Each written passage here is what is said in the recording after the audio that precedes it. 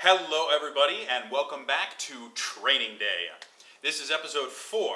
So thus far we've talked about keeping it simple, beginning at the beginning, and we've figured out how we can tell if people are ready to move on to step 2 after we began at the beginning by having them teach it back to us. Now, what happens if they teach it back to you and you realize that they taught it back to you wrong? Obviously, they didn't quite get what it was you were trying to teach them. Well, maybe you need to change how you're teaching them what it is that you're teaching. And one of the most effective ways to do that is to incorporate different learning styles into what you're teaching.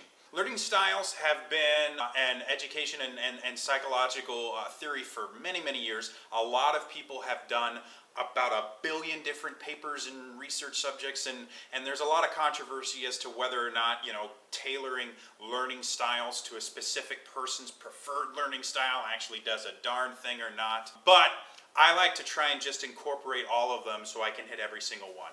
So what are learning styles? There are 3 different learning styles in this particular theory, and they are audible, visual, and kinesthetic.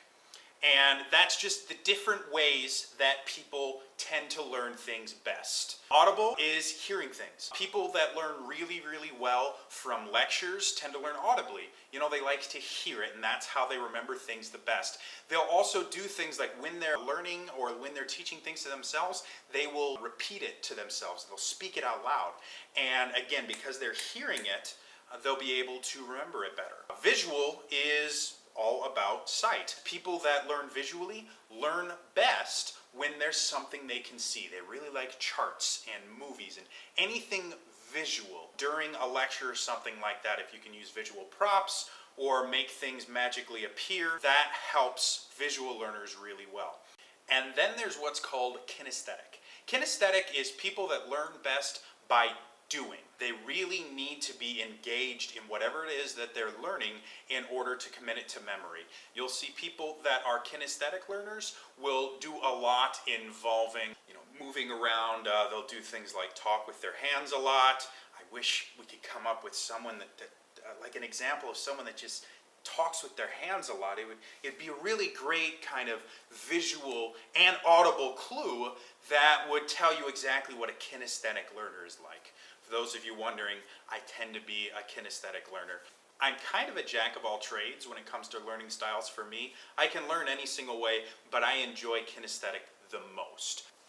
If you have realized that someone hasn't quite gotten what you were trying to teach them, trying to incorporate more learning styles into what you're teaching will help them to be able to learn better, no matter what their learning style is. To give you an example, if I was teaching someone how to throw a punch, I would describe what I was doing with the punch. I'll go to the right here. I'm going to just do a standard cross. So that's this. It crosses over your body.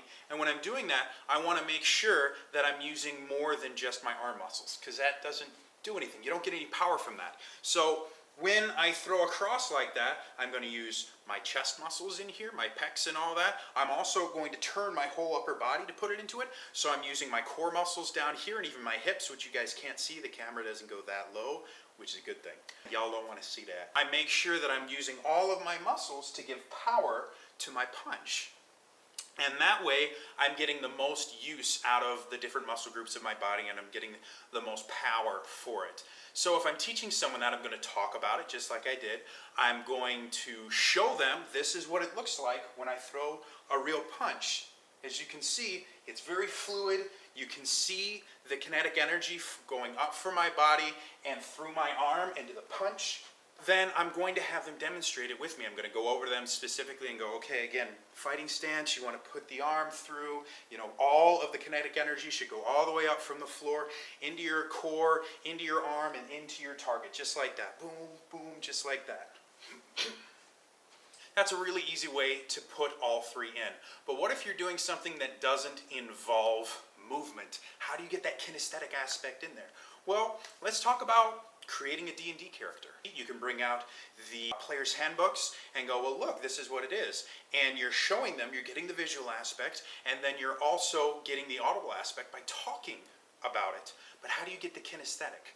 Well, in something like that, get them involved in it. You want to be a mage, you want to be a wizard, right? So what you get to do is you get to pick a list of cantrips. So this is a list of cantrips. Go ahead and point to the one that you want to use. By forcing them to interact and move, just by doing something as point to that, that engages the kinesthetic aspect. In conclusion, if people aren't learning the things that you want them to, or even if you're just preparing, make sure that you try and incorporate all three learning styles in there to get the best chance of people learning everything. Again, that won't always work 100% of the time. There are other techniques we'll talk about later, but this is a really kind of easy overview of how to make very effective training. That's all for me this week. Remember, if you like the video, hit the like button. It makes me feel special. And please subscribe to the channel because it makes the whole channel feel special. I guess I'll see you guys at the next training session. Bye.